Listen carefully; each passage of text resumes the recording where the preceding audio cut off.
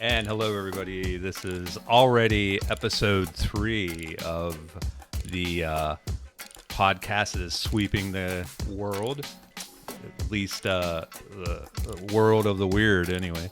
Got some people who have not liked our title of this. I've gotten some feedback on that Hot Coffee and a Siggy is a controversial title with some people because of the cigarette connotation. Other options could include maybe podcasting with the stars or the Golden Bachelor podcaster, which would be good for you. Yeah, maybe. Maybe Pod Hunters if you want to go the HGTV route, or American Podiators could be a way to go. Right. Wow. But I think we're going to stick with Hot Coffee and a Siggy. Damn the hate mail. I'm Pat. And I'm Jamin. And if you have some alternative name for our podcast that you'd want to recommend or to chime in on why you think the name is terrible or good or somewhere in the middle, you can always vote on email. And that email address is, Jamin? That email is hotcoffee and A-N-D a Siggy at gmail.com. That's correct. And since the last time episode was dropped, we're proud to announce that we've gone live on the internet as well. You can search for Hot Coffee and a Siggy now on Google sites. Just open up your Google, type in Hot Coffee and a Siggy. Remember to put the word and it should come up with a link to our website. And that website, if I may say so ourselves, or we shall it's good. Say so ourselves, is a very, it's not very professionally done at all. It's quite amateurish, actually. But it has the links to our playlist on Spotify. Has links to, if you don't want to listen on Spotify, some people are anti-Spotites. You also could download the spreadsheet of our playlist and just go down it and express your outrage, because we have a link to the email on there as well. We also have links to each of the actual podcasts, which we've uploaded to YouTube. So tune in. Again, you can go to Google, type in Hot Coffee and a Siggy, and it'll give you a link to the website. And that's the home for everything. You'll even get handsome pictures of us. Yeah, love us or hate us, but tune in. So, like I said, we're already dropping in episode 3. We're actually doing pretty well, I think.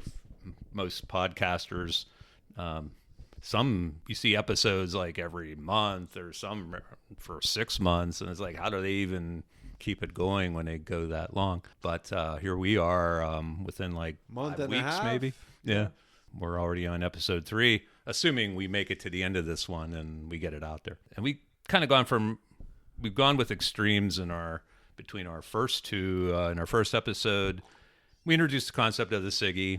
We went through the basic ground rules of what a Siggy is and like our mission statement for this podcast.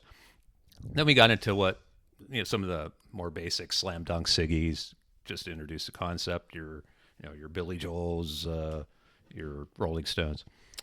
Episode 2 kind of swung to the other side. We kind of did some whining in that podcast about, if you recall, about some of the artists that we could never really nail down the signature songs, and particularly ones that had lots of potential Siggies.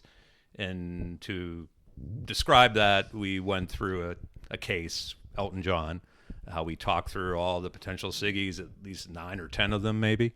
At least. And we came to a conclusion at the end, which I wasn't sure we would do. Happily, it worked out. We thought maybe this time, maybe we can get into the meat and potatoes, the middle ground of the ones that weren't slam dunks, but the ones that, they have so many songs you can't possibly pick one. We thought, well, what are some groups or some acts, some singers, where at first we thought the signature song was pretty easy to pick, but then it became a little tougher. 2 or maybe 3 songs that could have gone either way with it. When I put this list together, it's like I tried not to be wishy-washy like Charlie Brown, and go back and forth on too many like we did with Elton John and Genesis and David Bowie and a few. So I kind of said, okay, this is it. I took a line in the sand, I drew it, and I said, okay, this is a signature song, and I moved on to the next artist. But as time goes by, I know I introduced this concept to you and showed it to you. Uh-huh. You saw a bunch of them, and you were like, Now hold on. that's right. Now hold on. Ones where I thought it was kind of obvious at the time when I picked the song. I said, okay, that's clearly it. I put it in, moved on to the next one, and on and on and on. And then you finally got a look at it, and you're like, oh, I don't know about this one. I don't know about this one. So we thought we'd pick a few. Yeah, throw them on out there. and say, hey, these were ones that they aren't slam dunks. Maybe they aren't ones where this artist had 10, 12, 15 songs where you weren't really sure which one would be the Siggy. But I think you could ask 3 different people about those songs, and they might give you 3 different answers. that's right. And kind of base this on when I started with you and went with some others and some other friends and mentioned it, and they took a look at the list and they're like, really, that would be the one you'd pick for signature song for that group? I'm like, yeah, I thought so. She's like, no, I think it should be this. So that's kind of what we thought is the fun aspect of this idea. It's like not where it's so obvious, like Piano Man for Billy Joel, or if it's not so hopeless that it's like, well, Elton John could have 10 different ones, or David Bowie could have 8 different signature songs. But a lot of acts, surprising even me, come down to down to 2 or 3, and they may have 100 songs, they may have 5 songs, but you come down to 2. It's like, is it this one or this one? And you can go either way, and you might even have recency bias, where if you hear it one day, you think that's obviously the song, but then you hear the other song the next day, and that's clearly it. Or you just get talked into it by somebody who makes the I think you could make a case yes. for really any songs, or just seem to be the one that a lot of people liked more than the others. So I guess there are a lot of ways you could make when a you case. get this in front of people, and it surprised me that there are people who really wanted to, have an argument about it. It's like, well, is it really this frivolous thing is really really striking a nerve with you? And they're like, yes, I really think it's this song. Oh, okay, that's great. But before I went any further, this is the hot coffee and the Siggy podcast, and got some hot coffee. And I was remiss to not mention what we're featuring today in the Pot of Joe, and that is Seattle's best 6th Avenue Bistro. Yeah, okay. It's a dark roast. Yes, it's a dark roast that Jamin provided, and I appreciate that.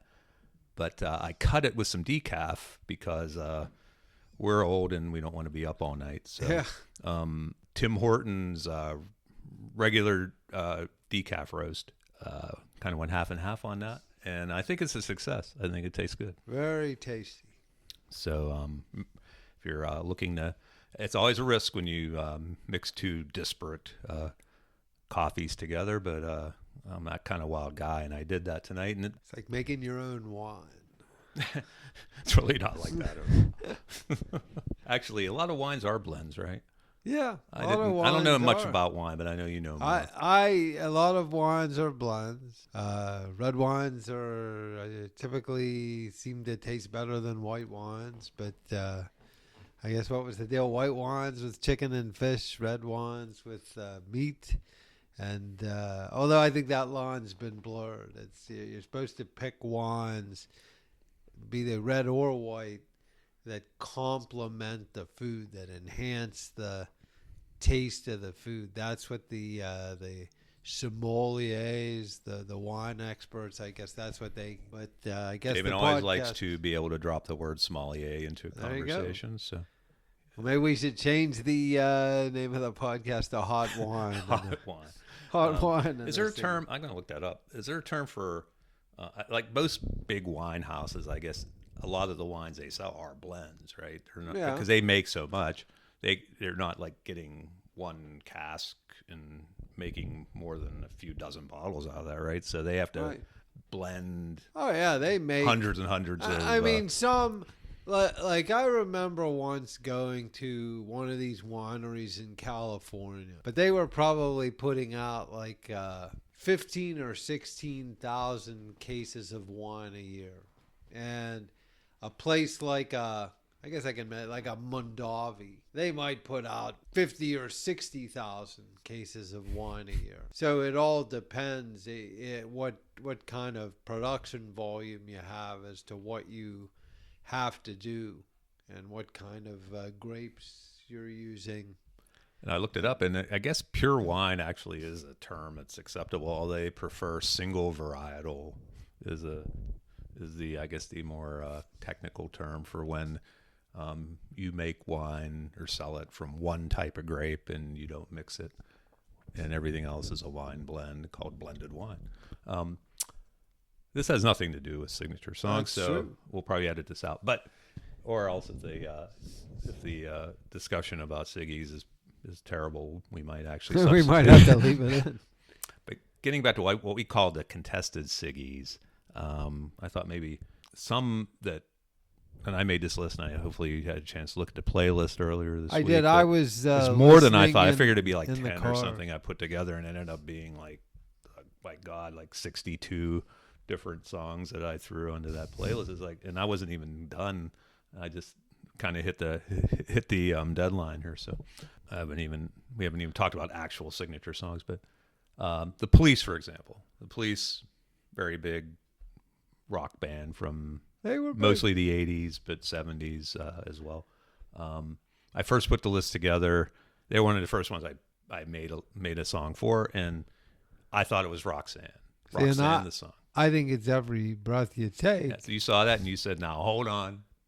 I did. I think Every Breath You Take, by far, is the song most people think of when they think of the Police. I think that was their big, like, that album, Synchronicity. I mean, they'd had other albums prior to that, but that was really like their big moment in the sun. And ironically, probably that's when they started to break up and started to go downhill at that point, at least personally, with that album, Synchronicity. Now, not my favorite song necessarily. Yeah, remember, Siggy's are not your own favorite songs or what critics say is the best song of the artist or even the one that sells the most. I would say Every Breath You Take by far is their biggest single. I could go to Billboard and look at that. However, I don't think there's any question. The Police weren't really a big singles group, so No, but I like, songs. Well, I think it's Every Breath You Take is the signature song. I mean, I like Every Little Thing She Does Is Magic. I like that song. I like that too. That would be more of a niche of theirs. I King don't of think people Pain. would think of that. There's a lot of awesome songs by the Police. Are one of my favorite acts. However, I thought from the beginning Roxanne was the more iconic of those two songs. It's had the more staying power. Every Breath You Take, certainly anytime Sting goes out there and does some kind of show, I think he breaks that song out. I don't think he can probably hit those Roxanne notes anymore. Probably not. And he probably plays it. He's one of those guys that would like take that song and play it 5 different ways on 5 different nights. I give him credit for that. I think he's a great performer. But he's made a career out of that one song, I'd say, out of all the other ones they have. However, Roxanne has that, the definitive riff at the beginning.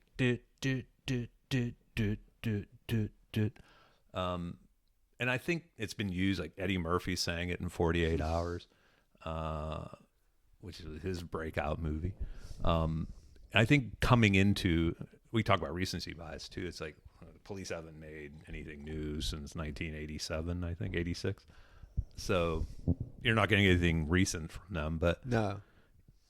you might. I think Every Breath You Take, you'll hear that in commercials sometimes. Like he sold the rights to that to be used in commercials. You don't really hear Roxanne too much in a commercial because it's a song about a prostitute. So I'm tempted after this discussion, and I was before that, to maybe change the signature song from Roxanne Every Breath You Take for the Police. That's a case where the challenger won the contest. Down goes Frazier. Howard Down Cosell. goes Frazier. Yeah. So This is Howard Cosell speaking of sports. it's been too long. His son's actually in announcing too, and I didn't know that Really? until about a year ago. I guess he's been in it for a while, but They could only dig up Don Meredith's son. They could have a heck of a team on it's Monday. like Chris Night Collins Football. were his son's an announcer too. So I think they should get away from the nepotism and the sports announcing. Marv Alberts is too, and he sounds just like him. It's Wow. hilarious. Another one, Diane, my wife, isn't particularly into this topic, but she was surprisingly passionate about it today when she's like, well, what are you two going to talk about today? And I said, well, we'll crack some stupid jokes and talk about coffee. He's like, no, what about the music? I'm like, oh yeah, it is about that. It is about. And I said, well, we're talking about ones, we come down to 2 songs or 2 or 3 and we weren't sure what to pick. And she's like what? I said, well, do you know the Eagles? And she's like, yeah, I know the Eagles a little bit. She's not a huge rock fan. I said, well, their signature song, I made it Take It Easy. And now hold on. Surprisingly, Diane came to me and came at me. She's like, no, I think it's Hotel California. That's the song. I think that encapsulates Now there's a $5 word for you. It's 5 syllable. That's for sure. It's sort of everything about the Eagles. The whole California The experience. whole thing. Yeah. I think the song, Don Henley there on the lead, and back when he was still playing the drums, I guess with them. Oh, it's an iconic song for sure. Just a good and the I was thinking of that album cover. Oh, absolutely. With that, so I think although Take It Easy was a big song. Yeah, it's one of those cases where I say this. I wrote a manifesto for our website, and I encourage anyone to read that and then give me hell about it. But I wrote some of our thinking behind this, at least mine anyway. It's like I'm more of what they say, a banger versus ballad person. And if it's a rockin' song, I tend to lean toward it more than a slower one. Now, I wouldn't call out Hotel California a ballad. No, it's wouldn't probably either. closer to a ballad, certainly, than yeah, Take it's It not Easy. a hard rock. It sort of but just meanders. I think it's a great song. I guess gotta say I've leaned more toward. I love that album. Like it was one of my dad's favorite songs. His idea of rock and roll is, like I said, he had the John Denver Greatest Hits 8-track. Well, So I could tell you, but we Denver could rock. had the Hotel California album in my house, and he loved Hotel California. So I can't rip on Hotel California. It's fire, it's, as they say, as some of the kids say. But even on the album, I'm more a Life in the Fast Lane person.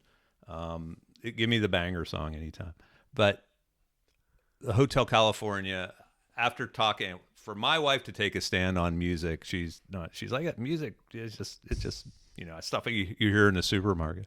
For her to take a stand on that, I was convinced. I was like, okay, if you think Hotel California, if you put enough thought in it to think Hotel California is the signature song, then I'm going to change it. And I did change it already, so it's kind of a spoiler. It's kind of a spoiler alert. When you say Eagles to a lot of people, that's the song. And that's what Siggy is. So I always heard I hear in my head the opening notes of Take It Easy, which is a great song also.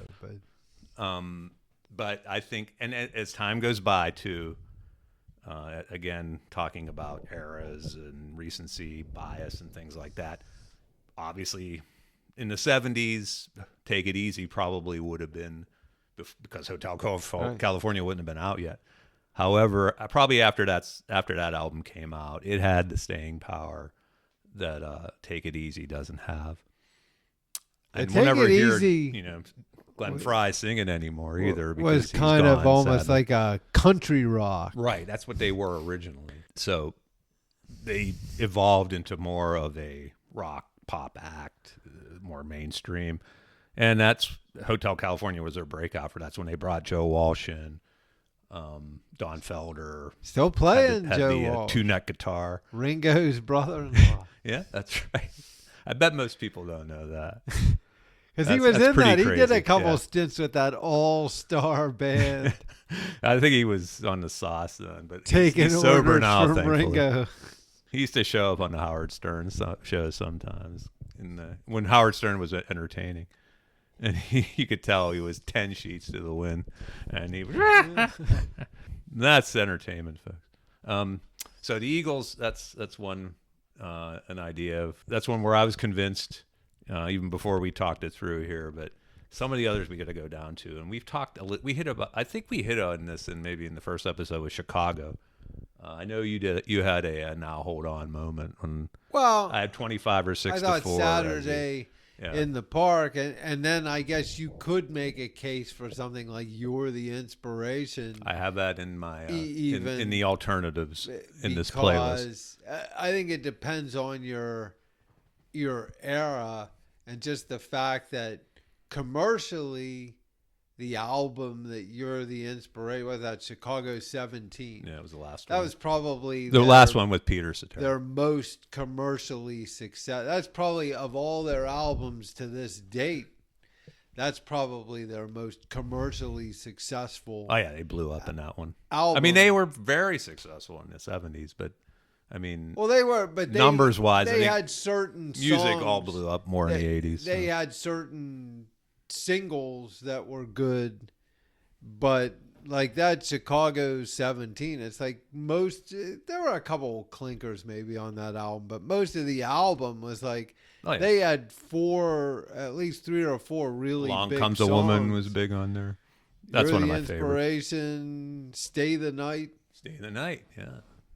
So Was that the video on the video jukebox at the no, the top one of the state was in Along Oakland? Comes a Woman. It That had was- like yeah, that it was on the bridge. Casablanca. It was in that black and white. theme. Yeah, I like that. And but I Saturday in the park, like today Chicago, I don't even know if they play "You're the Inspiration" in a concert. I think they tend to lean on some of those earlier songs. This is when I don't know if I'm changing my mind. I think 25 or 6 to 4 is sort of has had the staying power. I mean, it's probably something about me, maybe personally, but the riff at the beginning of a song kind of gets me, and that's what I hear. Yeah, exactly. Well, see, you're But you Saturday like in the those Park more had the piano. rock or dun dun. Yeah, dun, so dun, that would be my second choice. If I'm going to change it, now I'm going to maybe leave this one open. I know they still do Saturday in the park. I'm sure they're doing 25 or 6 to 4 as well. I think about more than most people, and that sort of breaks the rule. It's almost like we said the signature song criteria is like when you're walking down the street and somebody kind of comes up to you and says Chicago. What's the song that automatically plays in your head? And if you take like Family Feud, 100 people, you pull. Survey says. What's what would most people say? And it probably depends if you're your age and your era of music and what you like and what you don't like. But most of the places would know Chicago. I'd say most people would know it. Yeah, I think they were a group most people would be familiar with on some level. I'm probably going to stick with it right now. And I don't want to say I'm the end all be all. I'm happy to take suggestions or even threats. Believe me, if the threat's scary enough, I'll change anything. But I'm not sure I want to change Chicago's right now. Another thing I can do, it just occurred to me right now, is I can make this contested Siggy playlist available on our website, so people can look at what we think the alternatives are for that, if anyone were interested. Other ones, that's one I wanted to get your opinion on because you're a bigger fan, and that's Elvis. Elvis. Now, I made it Hound Dog, and I think you disagreed with that. I thought that was a slam dunk. No, see, I think there could be a few songs for Elvis that would be considered a signature, and probably most of them would be from like the pre-Army, sort of the 50s, the early Sun Records time versus maybe when he went with RCA. I might say something like Jailhouse Rock. I have that as an alternative. And I would say Jailhouse Rock because I've seen a lot of T-shirts and things with sort of that iconic Elvis pose from the movie. Yeah, exactly. I'm making People that can't pose see now. it from Jailhouse Rock. If you're lucky someday, we'll make video. It of this was thing. that was like his first really big movie. Yeah, I had although- Hound Dog. I just, I probably when I was a kid, I probably have that I bias that I shouldn't have, but that's from the longest time I can go back to thinking about Elvis. That's the song I hear. I want to say Hound Dog, if I'm thinking of it correctly. You know who? Is that Big Mama Thornton? Well, yeah, well, yeah, that was the story. I was watching this sort of documentary at one point. It was called the Teens Who Stole Pop Music, and it was about all of these Brill Building New York songwriters that came up and had all these hit songs, and they were barely out of their teens. But an older component to that was a mentor to some of those people were the Jerry Lieber and Mike Stoller, Lieber and Stoller, who wrote a lot of hits for the Coasters in the 50s and had a lot of songs. And they had written that song. Did they write Yakety Yak, my favorite Coaster song? I believe they did. But they had... or Charlie Brown. That guy... That's in the running, too. One of the guys from Lieber and Stoller was on that ship that actually sunk in the fifth, but they survived that. Andrea Doria. I didn't know that. And the story was, so one of them was coming to the dock to greet the other after he came back from this boat trip. And he said something about, we have a hit, like Hound Dog is big. And he goes, Big Mama Thornton? And he goes, no, some guy named Elvis Presley. They didn't even know who he was. And, but they got together with him because that, like for Jailhouse Rock, I think they wrote most of the songs for that album because Elvis was not a songwriter. So he was always good or bad, dependent on other people's material. And that's why he had some really good songs and why he had some really bad songs too, especially from some of those movies, because he just took the material from whoever was providing it. And so that for me, Jailhouse Rock is really the, although interestingly enough, Elvis had, of course, died young. I think he was 42 years old and had basically a 20-year career. But I think even in the year he died, he managed to have a hit on the radio. What was that song? Moody Blue. Oh, I think that was 1977, and that was the year he died, and so he died with a hit. Well, Elvis is one of those prolific ones. It could almost be one of the white whale ones because he has so many. Give me another peanut butter and banana sandwich. Thank you very much. I had All Shook Up on there, Heartbreak Hotel. I mean, I still say it's Hound Dog. Teddy Bear's a great song. It's probably one of my favorites, but I don't think it would be the signature song, but it's a good one. Big Hunk of Love, that's a good one. Yeah, like I said. And Viva Las Vegas. Yeah, he got a few in the 60s. I like the movie songs. Return to Sender, which was a movie song. Like Kissing Cousins, that's Viva a hilarious Las song. Vegas. I had a couple CDs somewhere. I'm sure I have them at home, and it was all like a compilation of the big movie songs. I even liked the theme song too. It was one of his last movies, if not his last, called Change of Habit. Did you ever see that? Is that the one with Mary Tyler Moore? Mary Tyler Moore. Yes. Elvis and Mary Tyler Moore. And that's a good song. Clam Bake's a classic. Well, maybe it's a hidden classic. Yeah, I think he's Bill Bixby. Give us a little clam bake. Give us a little clam bake. Gonna have a clam bake. Yeah. I'm not likely to hear that. Even on the Elvis channel, you might not hear that one.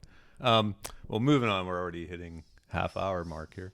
We just got out of September, and you recall a couple of weeks ago, we have a text thread with a bunch of college friends, and on the 21st of September, I sent out a link to the Earth, Wind, and Fire song for September.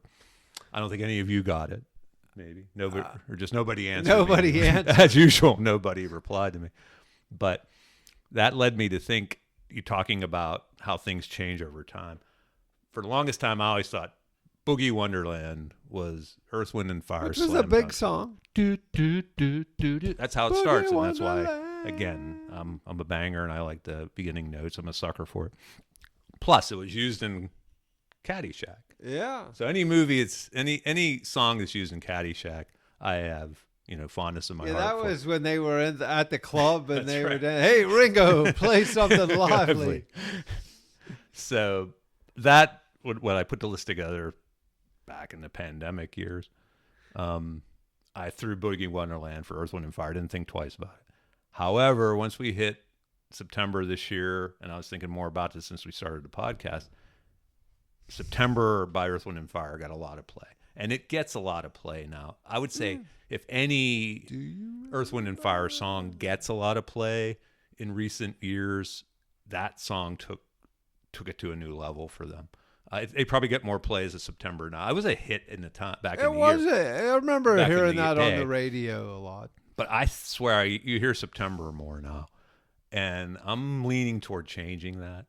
And I never would have, but only in the last year or so, I probably listened to too much old music, because if I'm hearing September a lot, but I hear September a lot. Well, if you're listening to old music, I'm really listening to some old music. And so September is one I thought I'd touch on. Bringing it more into this century, Taylor Swift. Taylor Swift just released a new So they tell album me yesterday. So they tell everyone tells me everything on every news channel, and my daughter's not even a Swiftie, but she was all into it because her friends are. So she asked me the other day, "What did you have for signature song for Taylor Swift?" Wow, I'd have to really scrape to come up with because something. the hype was building up. I didn't know she has all these era pieces that she has, and my daughter was fascinating to me. Actually, I thought it was very clever, where she picks a kind of a period in time of her life or something, and the songs that she performs for that period only are related to that period. Well, of her didn't life or she like go back and like re-record yeah, she wanted to all of own her songs albums or herself. something? So she re-recorded all of them. Like from the beginning, And because if she you- started as a country singer, and I that's. think. But that's why I said "Shake It Off" is Taylor Swift's signature song, and I was like, definitive. I said, "Of course, it's Shake It Off," and that was a gigantic song, and I was like, "What else could it be but Shake It Off?" And my daughter was like, "What? What do you mean?" And she like listed all these other ones that she thought were probably more iconic for her, and I was like, "I really didn't think so." I've got a very limited knowledge of Well, Taylor Swift's music. She named a couple that I thought they were more of her country era, so I bet most people would disagree with her on that. But she said "Love Story" by Taylor Swift was probably one that more of her bigger, like, and it's like, it kind of breaks the rules. It's not what a fan thinks, like, because they like this song more. But what would the general public think would be the Siggy? And that's what I tried to argue with her on. I said "Shake It Off" was played, was it like 7 years ago or something like that. That was a song you heard every freaking minute everywhere, and that still resonates, I think. But she said it's "Love Story" or "You Belong With Me." So this I may put out to the populace out there listening to this who particularly like Taylor Swift, and you have our email. If you want to hit me with some of the other ones that are probably what you might think are obviously better signature songs for her, happy to consider that, because I don't dislike Taylor Swift at all, but I don't love Taylor Swift either. So I don't think she's coming up on any of the channels I'm listening to. So that's Taylor Swift. I'm going to keep it at "Shake It Off" until I'm convinced otherwise.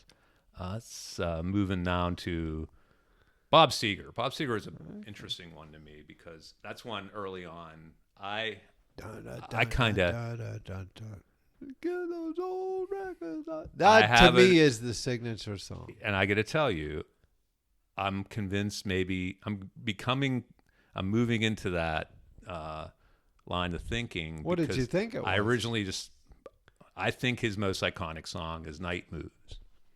Oh, it's a good song. But And it was one of those ones, I thought it was a slam dunk.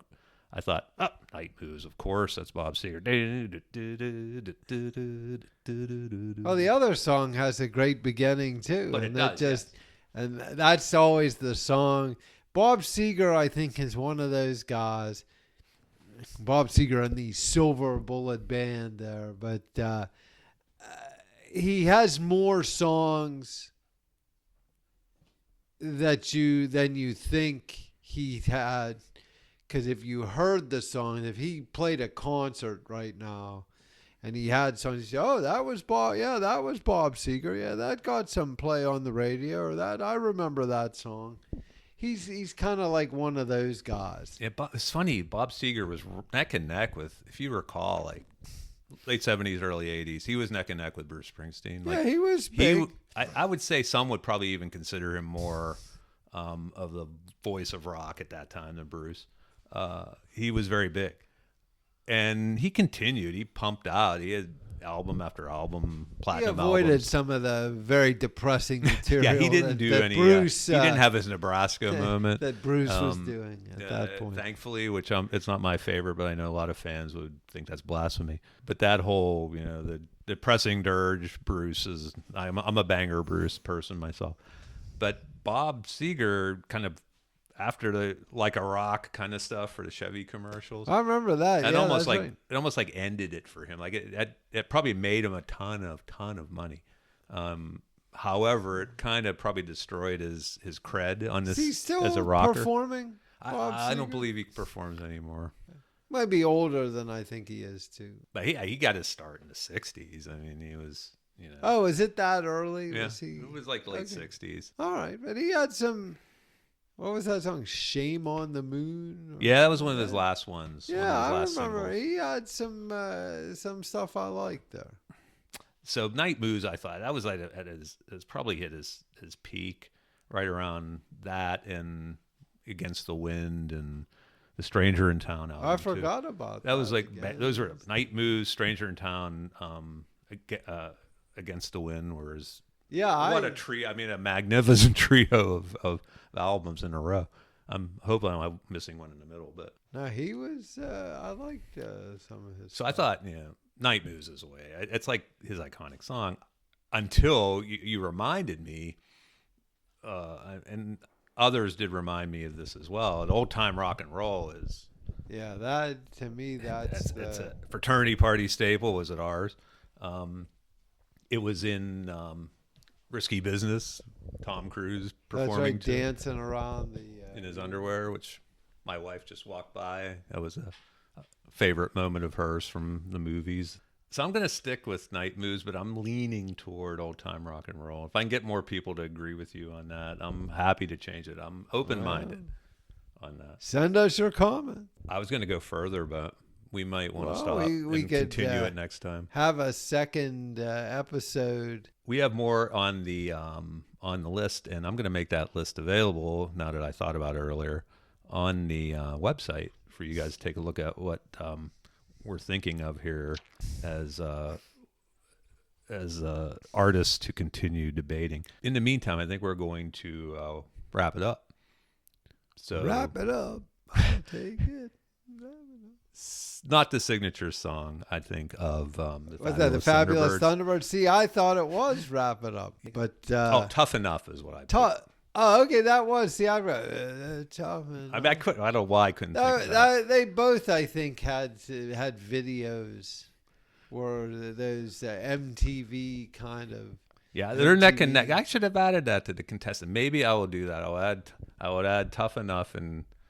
But I think Wrap It Up. That's the one list. I think of. Obviously, because I couldn't even think of the other one. I prefer that song, but I thought Tough Enough was Maybe it's that way. it resonated more with people. Way to end on a high note. We're going to cover more of these in episode 4, including the big ones that I didn't even get to, the Beach Boys and the Beatles. Which I Better want to to leave put on. folks wanting more. So we'll catch you next time. Thank you for listening. Thanks. See you on the flip side.